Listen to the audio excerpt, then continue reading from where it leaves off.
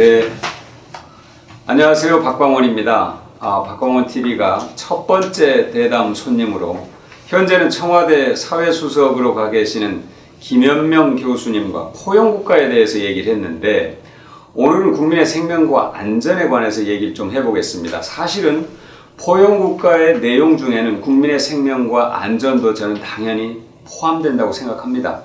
여러분 너무나 잘 아시고 존경하고 사랑하는 의료인입니다. 이국종 교수님 모시고 얘기를 나눠보겠습니다. 안녕하십니까 교수님?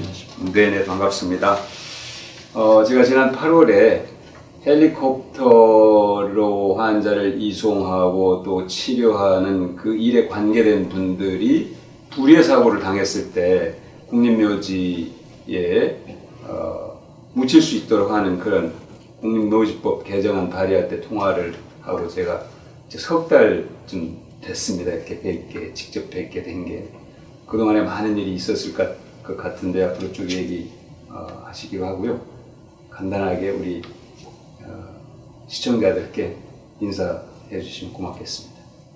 아주대학교 의과대학에서 외과를 담당하고 있는 이국종입니다. 오늘 의원님께서 이렇게 시간 내주셔서 감사하게 생각합니다. 예. 그리고 지난번에 그 국립묘지 의료진이 묻힐 수 있도록 발의해 주신 것에 대해서도 진심으로 감사드립니다. 네. 왜냐하면 전에도 그런 여러 가지 논의들이 이제 국회의원실 여러 차원에서 있었는데, 그게 현행의 기존의 그 여러 가지 제도나 그런 것들은 이제 그 공직자에 한해서만 이렇게 가는 걸로 되어 있기 때문에, 그렇죠. 저희가 아무리 공적인 임무를 수행하다가 끝에 그 최악의 경우를 만난다고 해도 그게 쉽게 되지를 않는다고 계속 통보를 받았었거든요. 네. 의원님께서 이렇게 법안 개정까지 나서주시고 그래서 저희가 참 되게 그냥 개인적으로 기쁜 게 아니라 그건 앞으로 한국 사회가 변해가는데 큰 역할을 한다고 생각합니다. 네. 왜냐하면 그 국립묘지라든가 그런 것들이 어떤 상징성을 크게 가지고 있지 않습니까? 제 아버님도 국립묘지겠죠. 네. 그런데 미국의 가장 큰 외상센터 중에 하나인 이제 메릴랜드에 있는 샥 트라우마 센터가 있습니다. 네. 메릴랜드주 외상센터가 어떻게 보면 전 세계 외상센터의 이제 큰 모델이 돼야 될 부분인데, 그 메릴랜드 외상센터 시스템 덕분에 메릴랜드 지역 주민들은 예방 가능한 사망률이 2%가 되질 않습니다. 그리고 파일럿들하고 의사들이 자신 있게 얘기합니다. 메릴랜드 주의 어느 구석에서 사고가 나서 그 주 전체에서요. 네. 그 볼티모어시 말고 네. 주 전체 어느 구석에서 사고가 나도 we can touch down in any place in whole state of Maryland. 네. 네. in 18 minutes. 18분 안에. 18분 안에 어디든지 착륙을 할 수가 있습니다. 예. 그러니까 18분이면 골든 아워 뭐 1시간 이렇게 하는데, 그게 아니라 18분 동안에 착륙을 할 때 의료진들하고 첨단 의료장비 다 실은 헬리콥터하고 그게 현장에서 응급실하고 외상센터가 확 전개가 되는 거거든요. 네. 그러니까 메릴랜드주의 어느 구석에서 사고가 난 환자들도 18분 내부터 전문 의료진의 치료를 받으면서 시작을 합니다. 네. 그러니까 골든 아워 정도가 아니라 플래티넘 미닛을 시키는 거예요. 네. 근데 그렇게 할 수 있는 여러 가지 사회적 분위기의 첫 단추가 메릴랜드 그 외상센터 안에 가면 아워 히어로스에서 여태까지 타다가 순직했던 의료진들, 그리고 파일럿들, 캐빈 크루, 그 사람들이 이렇게 쭉 그 흉상같이 해가지고 나열되어 있고요. 의원님께서 이번에 발의해 주신, 그러니까 신분을 떠나서 현재 공직 신분에 있건 아니면 국가기관 헬리콥터를 타다가 떨어지건 간에 아니면 민간 헬기를 타다가 떨어지건 간에 공적인 임무를 수행하는 사람들에 있어서 국가적으로 예우를 하겠다고 하는 그 법안은 맞습니다. 굉장히 중요한 마일스톤이라고 생각합니다. 그러니까 우리가 그걸 공직에 근무하냐 아니냐 이걸로 갈 게 아니라 공적인 일을 했다는 것, 이게 중요하다는 말씀이고, 아까 예를 들은 저기 뭡니까 아까 그 병원 메릴랜드 트라우마 외상센터 사회 영웅으로 지금 예우를 하는 거잖아요. 그러니까 좀 매우 중요한 예를 들어 저희가 헐리우드의 그 블록버스터 영화 같은 걸 보면 그 미국 사회가 굉장히 혼란스럽게 보이는 부분도 많지 않습니까? 그렇죠? 네. 뭐 갱스터 뭐 그런 것도 그렇죠. 많고, 그런데 그럼에도 불구하고 사회가 비교적 단단하게 유지되는 거는 사회적으로 그런 뭐 대단히 영웅적인 행위 그런 걸 떠나서 사회적으로 자기의 헌신이나 그런 거에 대해서 네. 전적으로 존중해주는 그런 분위기가 네. 조성되어 있다는 게 굉장히 크고요. 네. 미국엔 사실 국립묘지가 굉장히 많지 않습니까? 뭐 알링턴만 있는 게 아니고 지역마다 있는데 의원님께서 그런 것까지 생각해 주셔서 정말 감사하고 생각합니다. 제가 너무나도 늦게 해서 죄송하다고 말씀드리고요. 그 묘지법 발의했더니 많은 반응들이 있었는데 제가 보면서 좀 읽어볼게요. 빨리 통과시켜달라는 의견이 가장 많았고요. 또 애초에 그런 사고를 당하지 않도록 장비와 인력, 예산을 더 투입해라. 이런 정말로 조금 더 앞서 나가는 그런 의견도 있었고, 그 똑같은 의견입니다만 실질적으로 지원을 해라. 그런 요구. 또 마찬가지입니다. 살아있을 때 제대로 대우하는 법을 만들어라. 그러니까 우리 국민들의 의식 수준은 저는 훨씬 정치의 세계보다 앞서가 있다. 이 반응을 보면 그걸 확인할 수 있거든요. 그러니까 저는 우리 교수님께 외롭지 않다고 생각합니다. 국민들은 이미 훨씬 정치보다 앞서가 있고 교수님과 생각을 같이 하고 있어서 좀 전에 말씀하신 그런 내용을 국민들이 다 충분히 공감하실 거라고 믿거든요. 책 얘기를 좀 하면서 좀 얘기를 좀 진전시켜보고 싶은데요. 제가 보니까 골든아워라는 이 책이 두 권이 있는데 제가 좀 보여드릴게요. 네, 보여드릴게요. 많은 분들이 이제 읽고 계시고 이낙연 국무총리도 이 책을 읽어봐야겠다 이렇게 이제 SNS에서 밝혔더라고요. 저는 사실 이 책의 서문을 보면서 이 책을 쓸 때 그 심정, 김훈 선생의 칼의 노래를 비유로 들으셨더라고요. 그러니까 김훈 선생이 이제 이순신 장군 얘기를 하셨는데 정말로 어떤 갖은 모멸감 같은 걸 느끼면서도 내가 해야 될 일을 놓지 않는 그런 저는 김훈 선생과 오히려 저는 이거 보면서 교수님과 이 사이에도 뭔가 비슷한 점이 있다 이런 느낌이 좀 들었는데요. 그건 정말 아닌데 그 어떤 비슷한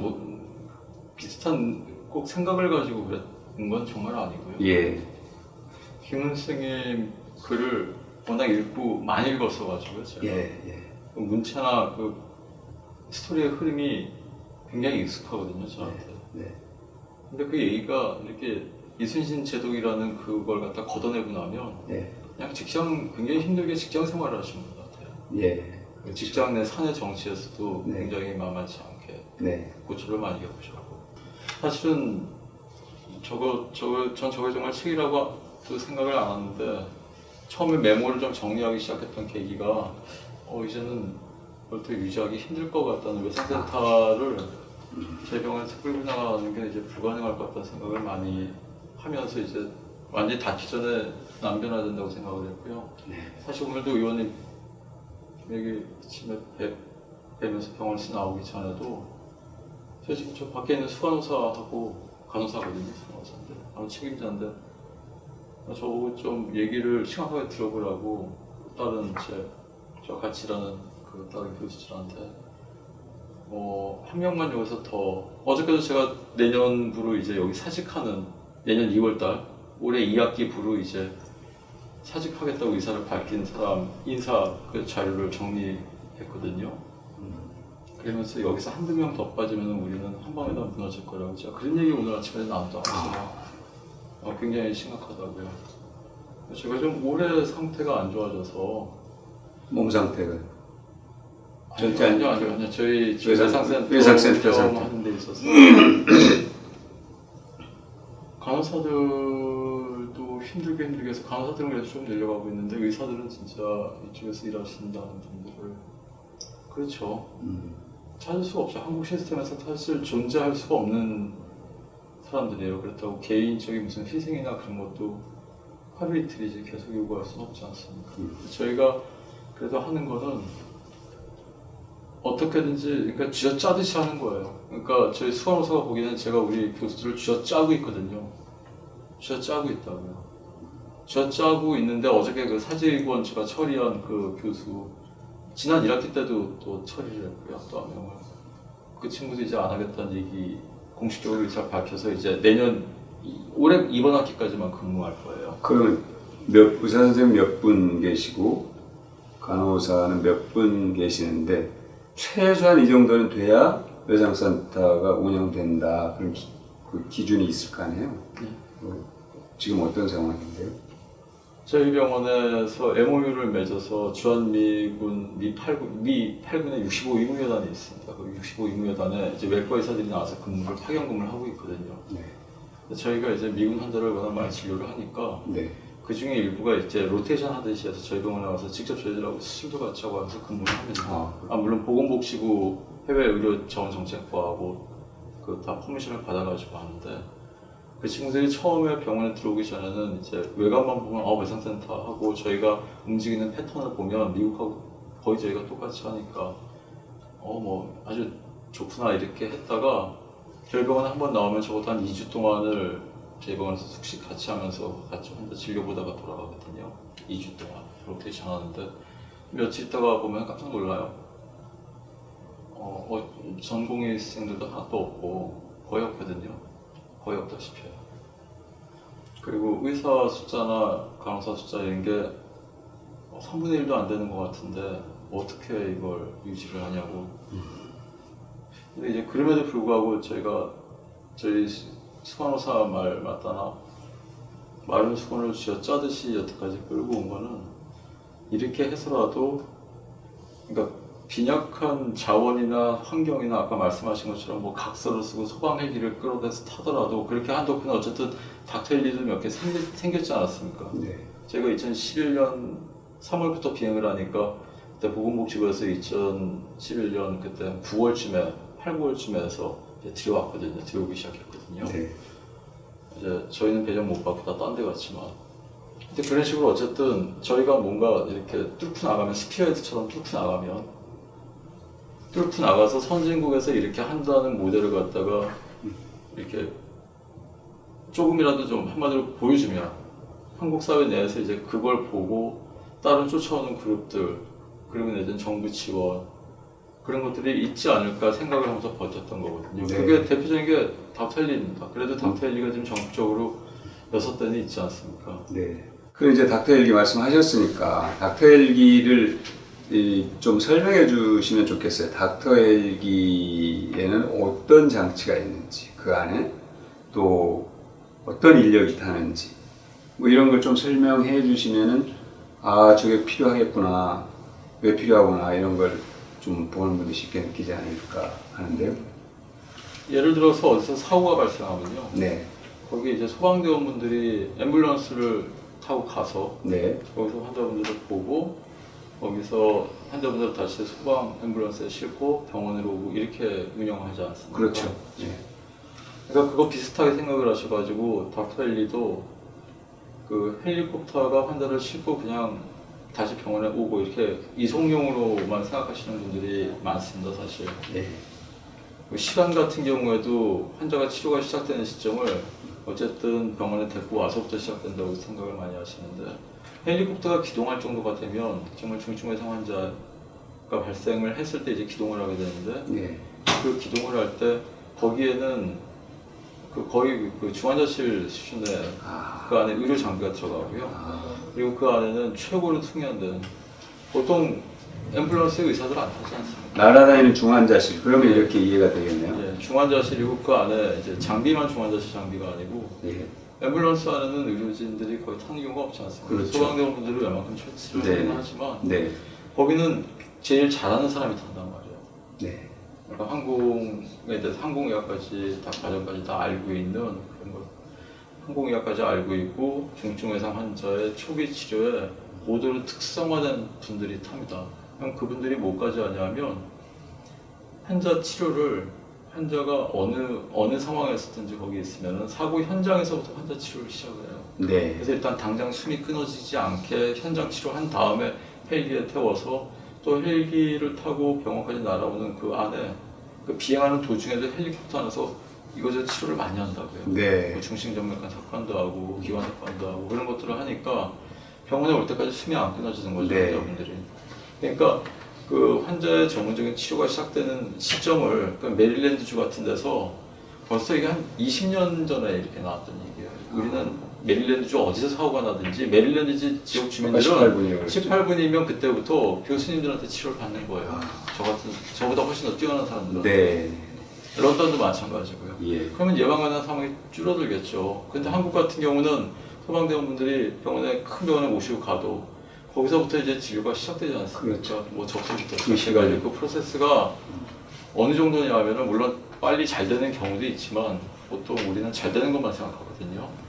근데 냉정한 사실은 뭐냐면 보건복지부 자료들이 있어요. 보건복지부에 중앙응급의료센터가 있는데 중앙응급의료센터에서 전국에 이제 대학병원까지 다 포함해서 번역 응급의료센터, 외상센터 말고요. 네. 응급의료센터에서 중증 외상 환자분들이 이렇게 치료가 어느 정도 만에 적절한 치료가 이루어지는지를 보면 몇 시간씩 걸린단 말이에요.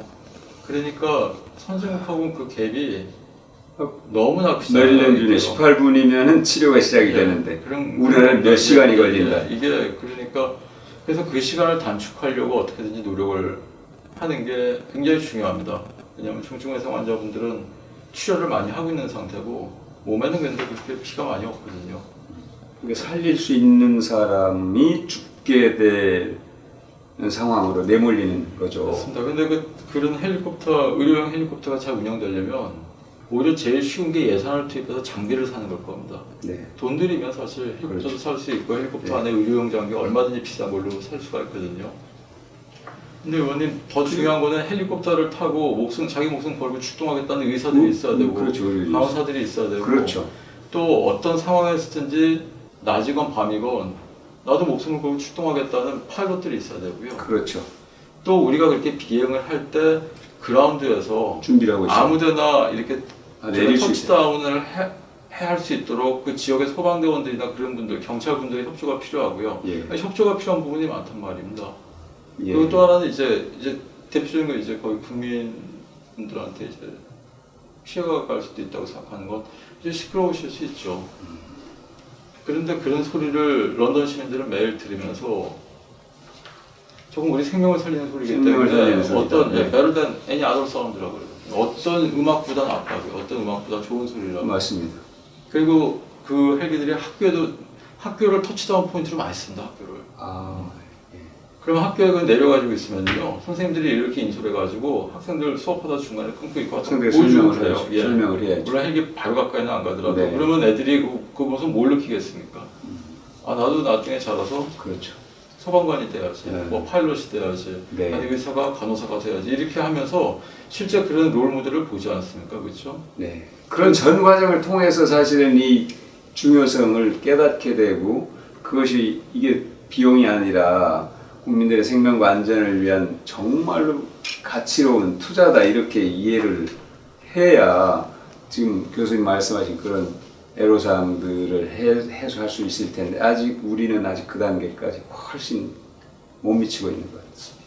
그리고 닥터헬기는 중증외상센터가 제대로 기능하기 위해서는 필수적인 그런 일부분인데 아주대에 지금 이제 내년에 닥터헬기가 들어오나요?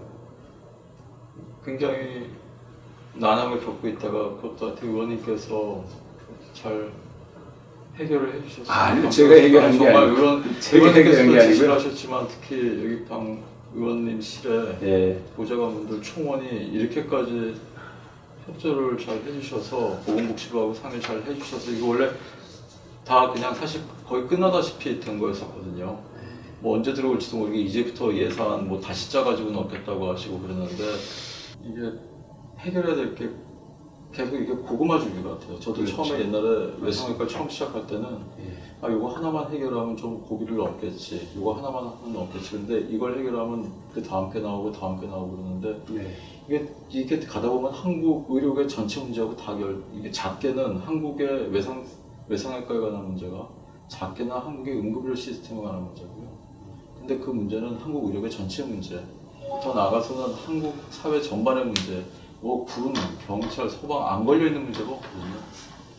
예를 들면 오늘 아침에 제가 나오는데 저희 동료들이 이제 의원님 뵙고 이제 헬리콥터 문제에 대해서 상의 드리려고 한다 그러니까 굉장히 냉소적이에요. 사실은 우리 우리 수감소가 특히 못하다 이런 거 아시냐고 어저께도 저희가 외상센터를 사실 저희가 의원님 지역구지 않습니까? 네. 일일이 말씀 못 드려서 그렇죠. 어저께도 저희 외상센터 완전히 마비 상태였습니다. 저는 바이패스를 걸었다고요. 그러니까 몰려오는 환자분들 다 수용을 못 해가지고 네. 소방하고 중앙응급의료센터에다가 이제 더 이상 수용을 못 합니다. 그렇게 통보를 했는데도 그래도 또 다급하게 연락 오는 곳이 있으니까 어쩔 수 없이 받아서 네. 거의 복도에 깔아놓듯이 하고 가세요, 환자분들을. 아니 이거는 진짜 있으면 안 되는 일이거든요. 그러니까 처음부터 너무 작게 설계가 되고 이렇게 되니까 저희 외상센터도 저희가 처음에 1차 선정에서 저를 탈락시켜버렸지 않습니까, 복지부에서. 네. 그러니까 2차 선정을 받을 때 1차 선정을 받아야 되니까 처음에 저희가 이렇게 규모를 짜서 디자인했던 설계가 있는데 그거는 제 머릿속에서 나온 게 아니라 전 세계 글로벌 스탠다드를 대입시켜가지고 그대로 그냥 뽑아낸 거거든요. 네. 산수만 해서. 근데 그거보다 정말 한 30-40% 작게 만들어 놓다 보니까 저희가 작년 1년 동안에만 50여 차례가 되게 50여 차례 가까이 저희가 외상센터를 닫아요. 근데 그 닫게 되는 게 어떤 상황인가 하면은 저희 외상센터는 언제나 일단 넘치고요. 환자분들이 언제나 넘어가 있고 병원 본관이라는 데가 있습니다. 그러니까 병원에 메인 병원이 있지 않습니까? 네. 메인 병원에 병실, 중환자실까지 사정사정해서 저희가 마치 소방에 부탁을 드려가지고 네. 헬리콥터를 지금 같이 쓰고 있는 것처럼 병원에 있는 다른 의료진 분들 그리고 다른 과의 협조를 구해가지고 간신히 한 자리 한 자리 마련해가지고 좀 중증외상 환자들을 이렇게 정말 어떻게 보면 수시원 얻다시피 해가지고 병실을 확보해 쓴단 말입니다. 근데 이런 것도 말씀드린 지가 굉장히 오래됐거든요. 근데 해결이 안 되고 있으니까 그러니까 저희 이제 교수들이나 저희 수강로사가 걱정하는 건 헬기 있어서 뭐합니까? 이거 아무도 원하지 않는데 이것도 그만하고 네. 오는 환자분들도 처리를 못 해가지고 지금 병실이 몇 터지는 판인데 헬리콥터까지 더 이제 활성화시켜가지고 저희가 모시고 오게 되면은 이거 뭐 감당이 안 되지 않겠습니까? 그러면서 좀 분위기가 굉장히 안 좋아요. 그러니까 그런 걸 갖다가 해결하려면 결국은 이제 처음에 원한 설계대로 가야 되는데 무슨 말씀인지. 그러니까 아까 고구마 줄기처럼 계속 해결해야 될 일들이 줄을 잇고 있다는 말씀에 저는 공감을 합니다. 그러니까 대체로 우리가 초기에 말씀하신 것처럼 디자인한 대로 투입을 해서 완성을 시키면은 오히려 아마 추가 비용이 덜 들 수도 네, 있어요. 맞습니다. 근데 처음에 적게 해놓고 그걸 또 추가로 늘리고 하면 훨씬 처음에 계획했던 돈보다 많이 들어가요, 결과적으로. 사실 오히려 처음에 정부의 지원이 전혀 없을 때요. 네. 그러니까 2009년, 2010년 그럴 때 정말 학문적으로만 접근해서 글로벌 스탠다드 모델로 복지부에서 정책을 세웠었습니다. 처음에. 예. 2009년, 딱 10년 전이죠. 네. 그때는 정부 지원이 본격화되지 않을 때니까 오히려 돈에서부터 자유롭게 정말 정확하게 글로벌 스탠다드가 제대로 들어와서 여러 가지 블루프린트로 많이 나왔었어요. 네. 보건복지부에서 발표까지 했었다고요. 네. 근데 의원님 그게 2011년에 이제 아대만의 연명작전이 끝나고 나서 진짜 정부의 예산 지원이 딱 이루어지려 그러니까 이제 수많은 스테이크홀더들이 나타나는 겁니다. 그러면서 제일 이제 편한 방법은 쪼개가지고 이렇게 자잘하게 만드는 거거든요.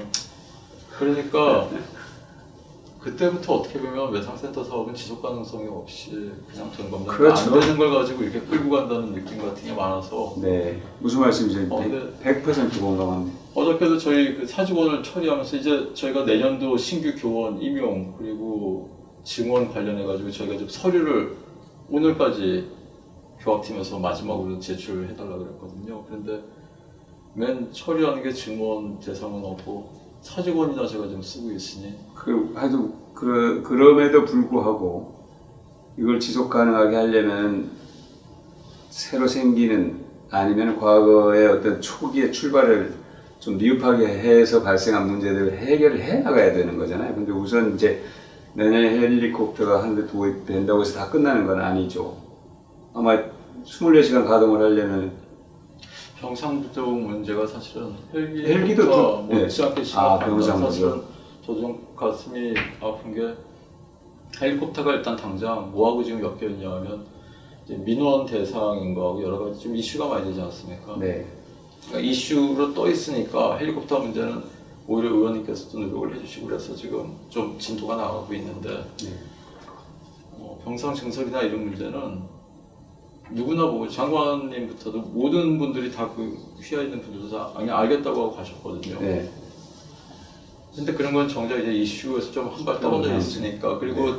정말 외상센터가 셧다운되고 어저께 같은 경우도 저는 계속 닫아놓고 있었는데 네. 환자분들은 복도에 누워 있다시피 하고 그 문제에 대해서도 좀 관심을 정부 쪽에서 갖도록 저도 촉구를 하겠습니다. 그러니까 헬리콥터를 들여온다고 해서 해결되니까 헬리콥터로 중증 환자를 실어와도 지금 그렇습니다. 치료할 이 시설, 수용할 시설이 지금 부족하다는 말씀이잖아요. 예. 그래서 사실 이런 거나 저같이 그냥 저 같은 경우는 이제 정말 일선 노동자 내지는 일선 현장 지휘관 정도밖에 안 되거든요. 이런 거에서 정책을 제로 베이스에서 다시 설계 과정부터 다시 한번 리뷰를 해봐 주시고 그리고 다시 좀 잘 들여다봐 주셔서 이렇게 네. 해주시는 의원님의 노력이 그래서 제가 항상 감사하다고 아이고, 말씀드리고 아닌데 저에게 실제로는 다 의원님들께서 이렇게 하실 수 없지 않습니까? 저도 그걸 잘 알고 있습니다. 저에게는 굉장히 이제 격려이면서도 무거운 책임감을 이제 주시는 말씀으로 제가 받아들이겠고요. 사실 이제 자꾸 헬리콥터 얘기를 이제 교수님께서 헬리콥터도 문제지만 그 뒤에 병상이다 문제다 하는 말씀 공감을 하는데 헬리콥터를 만약 도입하지 않았을 경우 연간에 200명 정도 환자를 이송하는데 어려움이 생긴다. 그거는 좀 알 필요가 있을 것 같아요. 이 인터뷰를 보는 분들이. 헬리콥터를 도입하지 않았을 경우 어떤 일이 생기는지. 왜냐하면 지금 제가 쓰고 있는 그 소방 항공대 그 기체들 중에서 한 대는 진짜 그 러시아에서 만든 산불 진압 전용 헬리콥터거든요. 네. 이렇게 하면 실제 그 응급 의료용으로 활용할 수 있는 좋은 기체는 한 대밖에 없습니다. 근데 그 한 기체가 사용을 할 수 있는 시간이 헬리콥터는 이 자동차하고 달라가지고요. 각 부속마다 그 내부 연한이 정해져 있고 1년에 한 150여일 이상 170일까지도 그 정비를 들어가야 됩니다. 네. 어떤 경우에 완전 해체를 할 때도 있고요. 그렇게 되면 어차피 의료 전용 헬기를 못 쓴 경우가 많고 그렇게 됐을 때 저희가 출동 못하는 거 그리고 현장에 나가서도 저희가 충분한 역할을 못하는 거 그렇게 보면은 사실 굉장히 어려울 때가 많죠. 그래서 저희 외상센터에만의 문제가 아니고 저희 이제 지역 같으면 이제 경기도니까요. 경기도 소방에 관할하는 그 전체에 있는 항공전력 전체에 굉장히 큰 악영향이 있습니다. 네. 아까 이제 어떤 예산을 집행할 때 제대로 한 군데라도 제대로 갖춰야 되는 방법과 여러 개 쪼개가지고 원하는 데를 다 나눠줬을 때 이제 나중에 결과가 문제인데 사실은 참 딜레마일 겁니다. 정책을 집행하는 분들은. 그럼에도 불구하고 어쨌든 저는 지금 교수님께서 문제 제기한 방식에 동의를 하고요. 내용에 또 하나는 제가 이제 보여드리는 것은 이게 국회 보건복지위원회의 검토 보고서입니다. 검토 보고서. 그러니까 뭐냐면 이 보고서는 사실은 아주 객관적이고 중립적으로 이제 이루어지는데요. 국회 상임위원회에서 검토 보고서는 왜 이게 중요하냐면 예산을 편성하고 정책을 수립할 때 저 보고서에 많이 근거를 해서 의견을 이렇게 모아가는 과정이 있습니다. 굉장히 중요하게 저희들이 참고를 하는 자료인데 사실은 정부가 제출한 예산안을 여당은 이제 그대로 통과시키려고 하고 야당은 이제 조정하기를 원하고 그래서 저는 중립적인 이제 검토 보고서가 매우 중요한데 이 보고서는 이제 여야 어느 쪽에도 속하지 않은 국회 이제 사무처 직원이죠. 그분들이 이제 보고서를 만드는 것인데 그러니까 객관적 입장이라고 할 수 있는데요. 이 보고서의 본체가 보면은 외상센터 역량을 보여주는 지표인 전담 전문의 수 이런 것에서 아주대 병원이 가장 높은 평가를 받고 있고 근데 아까 그럼에도 불구하고 정말 이게 계속 운영이 어려울 정도로 지금 이제 사실은 인력에 문제가 있다는 그런 고충은 말씀하셨고 지금도 문제는 진행형이라고 말씀하셨는데 이 대체로 이렇게 결론을 내리고 있습니다. 외상센터별로 격차가 상당히 큰 상황이고 특정 병원에 대한 인지도를 제외하면 이 특정 병원은 아주대 병원을 말하는 것으로 저는 이해를 합니다. 계속 읽어보겠습니다. 권역예상센터의 기능에 대한 국민들의 인식이 전반적으로 낮은 실정이다. 센터별 여건에 따라서 구 운영과 지원 방식을 차별화하는 방안 등에 대한 고민도 필요하다. 이게 이제 사실은 이게 국회 상임위원회 검토 보고서인데 다시 말해서 아까 예산을 다 쪼개주는 방식이 아니라 제대로 하고 있는 데다 더 예산을 지원하는 것이 더 바람직하다. 그것이 국민들이 낸 세금을 온전히 쓰는 방법이다. 이게 지금 국회 사무처의 전문위원회 검토 보고서예요. 그래서 저는 아까 많은 문제를 제기했고 이런 얘기를 교수님께서 하기에는 좀 부담스러울 겁니다. 다른 뭐 센터들도 있고 하니까. 그런데 이 평가 자체는 저는 지금 이 교수님이 계시는 아주대 외상센터가 그래도 대한민국의 외상센터 가운데서는 객관적인 평가를 받고 있다. 이 점을 제가 말씀을 드리는 겁니다. 그래서 너무 어떤 악평에 대해서 그렇게 소원하시지 않아도 된다는 것.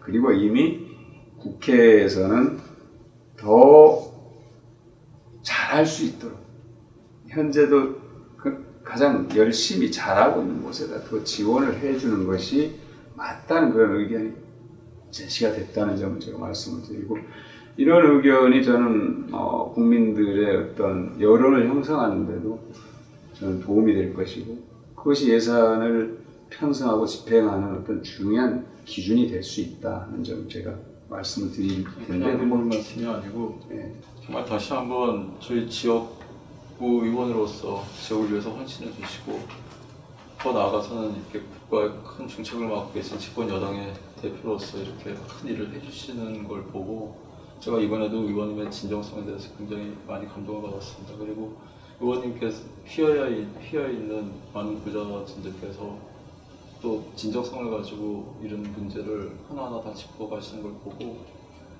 저도 더 열심히 이렇게 좀 진정성을 가져야 되겠다는 생각을 많이 했습니다. 하여튼 다시 한번 깊이 감사드립니다. 고맙습니다.